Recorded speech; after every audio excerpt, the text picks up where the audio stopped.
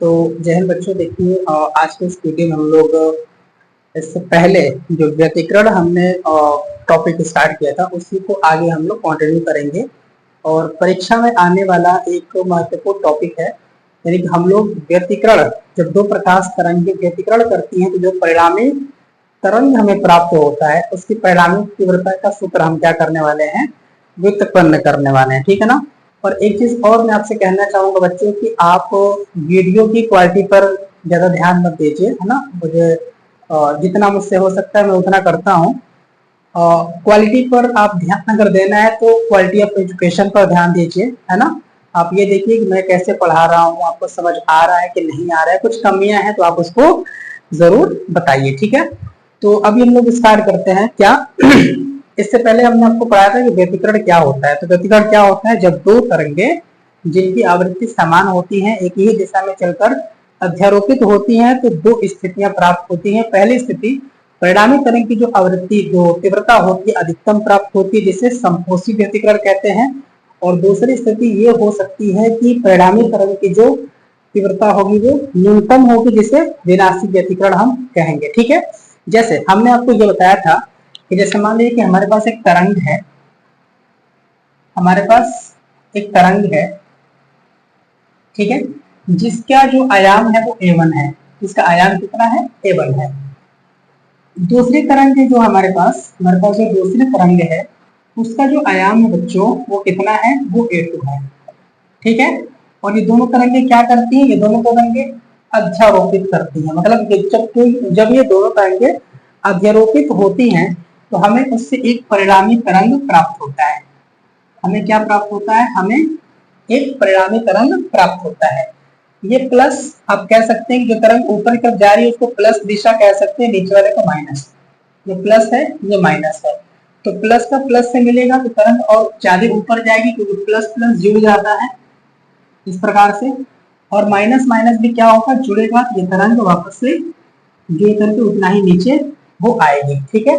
ये है आपके पास परिणामी तरंग जिसका व्यतिकरण हुआ है। व्यतिकरण से प्राप्त परिणामी तरंग ये है हमारे पास। ठीक है।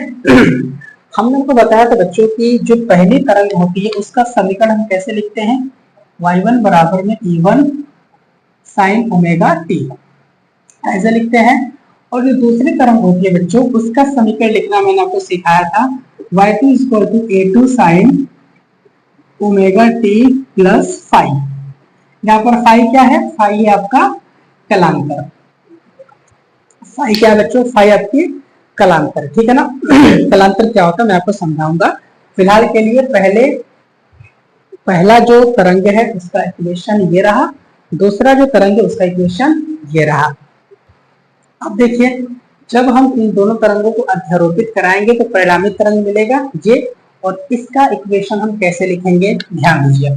इसका इक्वेशन लिखने के लिए हम मान लेते हैं कि ये जो परिणामी तरंग है इसका इक्वेशन है y is equal to y1 plus y2, y1 plus y2। आप लिख सकते हैं y इक्वल टू y1 का मान कितना है, a1 sin omega t plus y2 की वैल्यू कितनी है, a2 sin omega T plus का 5, ये है। ठीक। आगे बढ़ते हैं, आगे बढ़ेंगे तो आपको मिलेगा y equal to a1 sin omega T plus e2 को एज इट इज रखते हुए यहाँ पर लगाएंगे आप sin a प्लस b का formula. sin a plus b का फॉर्मूला क्या होता है, sin a प्लस b का फॉर्मूला होता है sin a cos b plus cos a sin b। तो a का काम ओमेगा टी कर रहा है, b का काम फाइव कर रहा है, तो जहां जहां a बोलेंगे वहां ओमेगा टी रखना है, जहां जहां b बोलेंगे वहां आपको फाइव रखना है। ठीक। तो हमने कहा कि sin a plus b equal to होगा sin a cos b plus cos a sin b। ठीक है। अब देखिए आगे बढ़ते हैं तो y equal to a1 sin omega t जस का तस प्लस a2 को आप अंदर लेकर के जाइए तो आपको मिलेगा a2 sin omega T cos 5 और प्लस a2 को आप इसके साथ लगाएंगे तो आएगा a2 cos omega t into sin 5। ठीक। अब देखिए आपको यहाँ पर मतलब कुछ समझ नहीं आ रहा होगा कि हम कर क्या रहे हैं, है ना। मैं आपको बताऊंगा कि आप इस स्टेप पर ध्यान दीजिए। पहले तरंग की जो समीकरण है वो ये है y1 वाला, दूसरे तरंग का इक्वेशन y2 वाला है। दोनों को आप जोड़ेंगे तो जो परिणामी तरंग है उसका इक्वेशन आपके पास आएगा। लेकिन जो परिणामी तरंग है उसमें तो जो परिणामी तरंग की जो तीव्रता होती है, फिर जो आयाम होता है उसको हम r से प्रदर्शित करते हैं। तो इसमें r तो नहीं दिखाई दे रहा है, इसमें r दिखाई नहीं दे रहा है। तो r देखने के लिए हमको एक काम करना पड़ेगा। समझिए क्या करना पड़ेगा। देखिए आप क्या करेंगे बच्चों कि a1 sin ओमेगा 2 को यहाँ पर देखिए जरा, मैं चाहूंगा कि यहाँ पर आप ध्यान देंगे कि यहाँ से, अच्छा एक काम आप कर सकते हैं, यहाँ से देखेंगे जरा कि y इक्वल टू, एक काम करिए साइन ओमेगा टी आप यहाँ से कॉमन ले सकते हैं। बिल्कुल साइन ओमेगा टी आप यहाँ पे कॉमन लीजिए तो अंदर मिलेगा आपको a1 plus a2 cos phi मिलेगा बच्चों। यहाँ पर देखना है आपको, इसमें से हमने साइन ओमेगा टी को कॉमन लिया है तो ये मिलेगा, और प्लस का a2 cos omega t into sine phi, ये जस्ट ठीक। अब देखिए ये जो a1 plus a2 cos phi है इसको हम मानेंगे r cos थीटा, तथा यहां से देखिए आप a2 sin फाई जो है, a2 sin फाई जो है इसको हम मानेंगे कितना, r sin थीटा, ये मानना है। ठीक है, sin फाई को sin थीटा लिखना है और cos फाई को cos थीटा लिखना है और साथ में r लगाना है। ऐसा क्यों हो रहा है अभी आपको क्लियर हो जाएगा। ठीक है, आप एक काम करेंगे, इसको इक्वेशन नंबर 3 देंगे और इसको इक्वेशन नंबर 4 नाम आपको यहाँ पे देना है। ठीक है, अब देखिए ध्यान से जब आप ऐसा करेंगे तो आपको क्या मिलेगा बच्चों, देखिए जरा y equal to sine omega t into a1 plus a2 cos phi के स्थान पे आपको लिखना है कितना, r cos थीटा। क्लियर है ना बच्चों, प्लस a2 sin फाई की जगह पर, a2 sin फाई की जगह पर आपको लिखना है r sin थीटा। तो आप लिख सकते हैं, पहले आप लिख लीजिए यहाँ पर cos ओमेगा टी और उसके बाद a2 sin फाई के स्थान पर आप लिखेंगे r sin थीटा। ठीक है बच्चों, अब देखिए y इक्वल टू r आगे कर सकते हैं, उसके बाद sin omega t into cos theta plus r आगे कर लीजिए cos omega t into sin theta.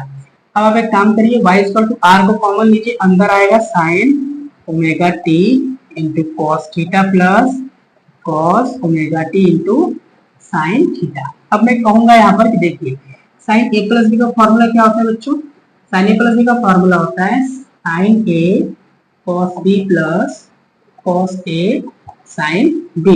तो ये मतलब दोनों तरफ से चल सकता है ना, अगर कहीं पर आपको दिख रहा है कि sin a cos b plus cos a sin b है तो उसको आप sin a प्लस b लिख सकते हैं। और अगर कहीं आपको sin a प्लस b की आवश्यकता पड़े फॉर्मूले का, जैसे यहाँ पर आवश्यकता पड़ा है, तो उसको ऐसे लिख सकते हैं। तो आप क्या कर सकते हैं, वापस इस चीज को sin a प्लस b में लिख सकते हैं। यहाँ पर a का काम ओमेगा टी कर रहा है, b का काम थीटा कर रहा है। तो देखिए जरा, तो y equal to capital R sin a plus b का ये फॉर्मूला है, तो sin a का काम ओमेगा टी करेगा प्लस b का काम थीटा करेगा। तो ये जो आपको प्राप्त हुआ है प्यारे बच्चों, ये क्या है, ये है परिणामी तरंग का इक्वेशन। यानी कि ये जो तरंग है ना, इसका इक्वेशन आपके पास आ चुका है, जो कि क्या है, y equal to r sin omega T plus theta. Clear है, ये है। यानी कुल मिलाकर के यहाँ से ये पता चल रहा है कि जो परिणामी तरंग हमें मिलेगा उसका भी ग्राफ साइन का ग्राफ होगा। ठीक है ना, उसका भी ग्राफ क्या होगा, साइन का ग्राफ होगा। अब मैं यहाँ से आगे बढ़ूंगा समीकरण 3 और 4 को लेते हुए। 3 और 4 के साथ करना क्या है, तो 3 और 4 को वर्ग करके जोड़ना है। क्या करना है, समीकरण 3 ये जो है इसको और इसको क्या करना है बच्चों, वर्ग करके जोड़ना है। तो चलिए जोड़ते हैं, देखते हैं क्या होता है। तो हम यहाँ पे लिखेंगे कि समीकरण 3 व समीकरण 4 को वर्ग करके जोड़ने पर। ठीक है बच्चों, जोड़ते हैं वर्ग करके, देखते हैं क्या होता है। तो जब भी दो समीकरण को वर्ग करके जोड़ते हैं, फिर ऐसे ही जोड़ते हैं, तरीका क्या होता है, बाएं वाले का बाएं वाले के साथ जोड़ते हैं और दाएं वाले का दाएं वाले के साथ जोड़ते हैं। ये तरीका होता है जोड़ने का। देखिए इसका वर्ग करिए, a1 plus a2 cos phi, a1 plus into cos phi इसका वर्ग करिए और प्लस जो समीकरण नंबर 4 है इसके बाएं पक्ष को वर्ग करिए a2 sin फाई, वर्ग करके जोड़ना है, मतलब दाएं पक्ष को वर्ग करिए दोनों का, उसके बाद जोड़िए, फिर बराबर करने के बाद दाएं पक्ष की तरफ आ जाइए, यानी कि r cos थीटा। अब देखेंगे यहाँ पे इसका भी वर्ग करना है, प्लस समीकरण 4 में दाएं तरफ क्या है r sin थीटा। ठीक है, इसका भी आपको वर्ग करना है। ठीक है बच्चों, अब एक काम करिए, जरा देखिए तो a1 plus a2 cos phi का होल स्क्वायर, यानी कि a प्लस b का होल स्क्वायर क्या होता है, a स्क्वायर प्लस ये रहा b स्क्वायर प्लस 2ab होगा बच्चों, बिल्कुल होगा, प्लस इसको भी आपको क्या करना है, वर्ग करना है। क्या आएगा वर्ग करेंगे तो a2 का square into sine square phi equal to, इसको भी वर्क करिए, क्या आएगा r square cos square theta plus r square sine square theta. ठीक है, क्लियर है बच्चों।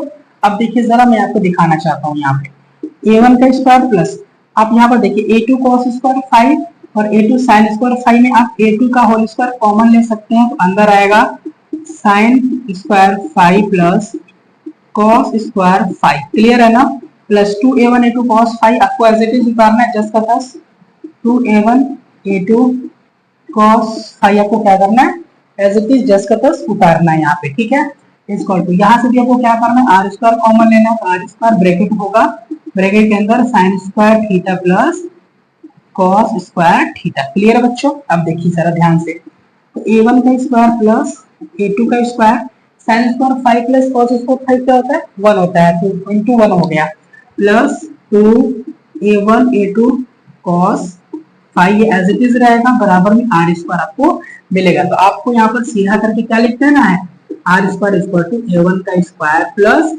a2 का square plus 2a1 a2 cos five.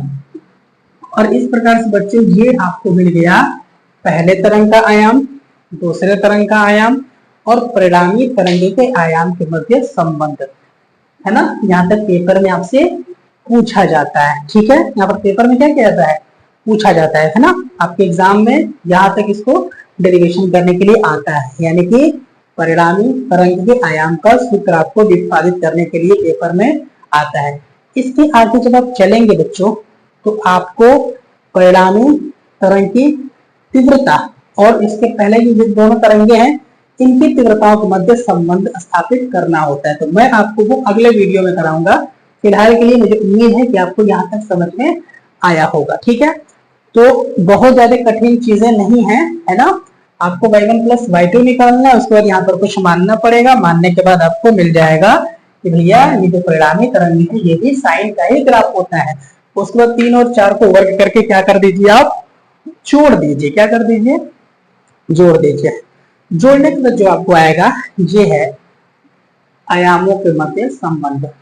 a1 क्या है, पहले तरंग का आयाम है, a2 क्या है, दूसरे तरंग का आयाम है, और कैपिटल R क्या है, परिणामी तरंग का आयाम है। तो मुझे उम्मीद है बच्चों की वीडियो आपको पसंद आया होगा। अगर वीडियो पसंद आए तो वीडियो को प्लीज लाइक जरूर करिएगा, सपोर्ट करिएगा, और कोई भी डाउट हो तो आप प्लीज कमेंट सेक्शन में आप मेंशन कर सकते हैं। ठीक है ना, तो बस आप अपना ध्यान रखिए। जय हिंद, वंदे मातरम।